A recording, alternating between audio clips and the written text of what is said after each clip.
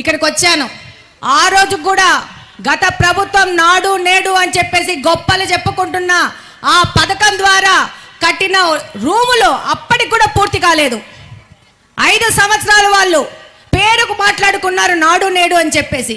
ఈరోజు ఈ యొక్క కూటమి ప్రభుత్వం వచ్చినాక ఆ యొక్క బిల్డింగ్లు పూర్తి చేయడానికి ఎంతగానో ప్రయత్నం చేస్తూ ముందుకెళ్తాందన్న విషయం ఇక్కడున్న ప్రతి ఒక్క విద్యార్థికి, ప్రతి ఒక్క టీచర్కి తెలుసు. ఈరోజు స్కూళ్ళ గురించి మాట్లాడుకుంటే కడప నియోజకవర్గం గురించి మాట్లాడుకోవాల్సిన అవసరం కూడా ఉంది. ఈరోజు మీ అందరికీ తెలుసు ఈ యొక్క స్కూల్స్లో గత 5 సంవత్సరాల నుంచి ఏమి జరిగిందనేది. మన స్కూల్స్కి మనకు ఆర్ఓలు ఉన్నాయా అని చెప్పేసి ఒకసారి ప్రశ్నిస్తున్నాను.